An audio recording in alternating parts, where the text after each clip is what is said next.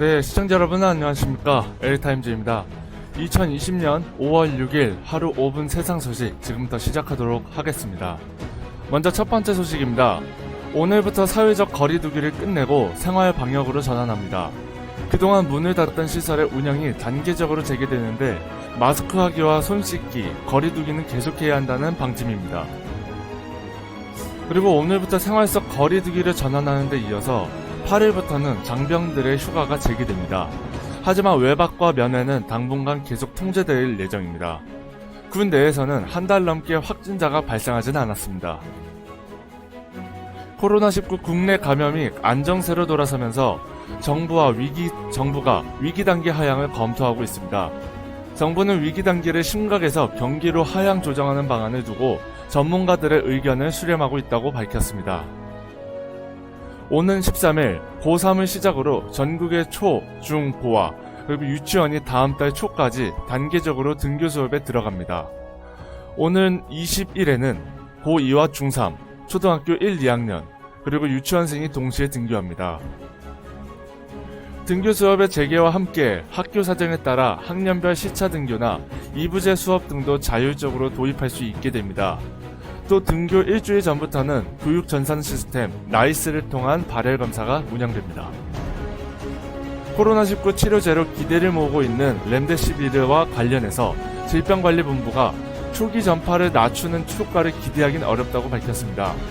아직까진 신종플루 유행 당시의 타미플루처럼 모든 환자들에게 투약할 수 있는 걸로 보지는 않는다고 했습니다. 세계가 코로나19 치료를 위한 백신 개발에 힘을 쏟고 있는 가운데 화상 모금 운동이 진행됐습니다. 우리 정부는 5천만 달러, 하나로 약 600억 원을 기부하겠다고 밝혔습니다. 백혈병에 걸린 어린이가 한국과 일본의 국제공조 속에 인도에서 무사히 귀국했습니다. 코로나19 봉쇄령으로 하늘길이 막혔지만 교민사회와 한국과 일본 그리고 인도 정부의 노력이 있어서 가능했습니다.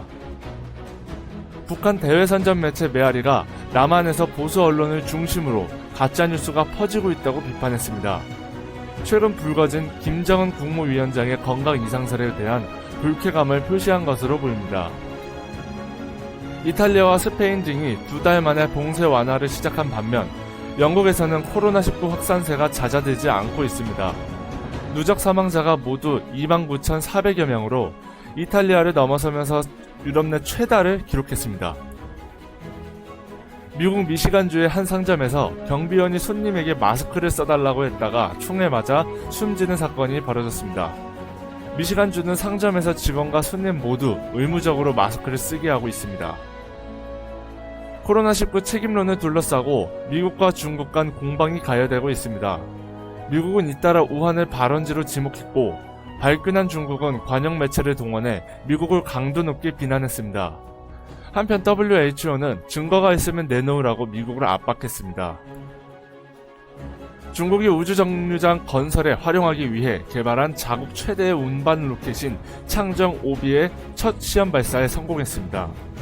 이번 발사의 성공은 중국 유인 우주 프로그램의 세 번째 단계인 우주정류장 건설의 서막을 연 것이라고 신화통신은 평했습니다. 서울 동대문의 한 교회에서 신도들에게 서로를 때리게 하고 차 트렁크에 가둬 견디게 하는 등 비상식적인 신앙 훈련을 한 것에 대해 경찰이 수사에 나섰습니다. 피해자들은 문제를 제기하면 도리어 이상한 사람으로 찍혀 괴롭힘을 당하는 탓에 더욱 힘들었다고 고발했습니다. 밤 사이에 국제 유가가 20% 이상 급등하며 5거래일 연속 상승세를 이어갔습니다. 세계 경제 정상화에 대한 기대감이 엿보이는데 코로나19로 인해 지난 3월 미국의 수출은 역대 최대 규모로 감소한 것으로 나타났습니다. 코로나19로 매출 타격을 입은 소상공인을 위한 은행권 긴급대출 자금이 이번 주부터 속속 바닥을 드러낼 전망이라고 합니다. 정부가 마련한 2차 코로나 긴급대출이 오는 25일 심사를 시작해서 다음 달 초에나 집행될 가능성이 높습니다. 택배기사나 보험설계사 같은 특수고용직들은 일자리를 잃어도 고용보험 같은 사회보장제의 보호를 받지 못했는데요. 청와대와 여당이 이 같은 고용보험을 전 국민으로 확대 적용할 수 있는 방편들을 단계적으로 마련할 방침이라고 합니다. 청와대 국민청원 게시판에는 일주일에 3장씩 매 식구면 한 달에 마스크 비용이 72,000원이라며 어려운 시기의 부담인 만큼 가격을 내려달라는 글이 올라왔습니다. 하지만 정부는 업체와 긴급 상황에서 체결된 계약이라 당장 계약을 내리기에는 어렵다는 입장입니다. 산업통상자원부가 집계하는 온라인 오프라인 업체들 매출 집계에서 온라인 쇼핑 매출액이 지난달 사상 처음으로 오프라인 매출을 추월했을 것으로 보입니다.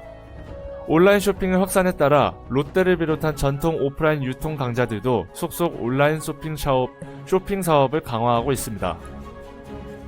CJ 대한통운이 지난해 배송한 자사 택배 정보를 분석한 결과 최대 택배 이용 지역은 인구가 많은 서울이 아닌 경기도 화성시인 것으로 나타났다고 합니다.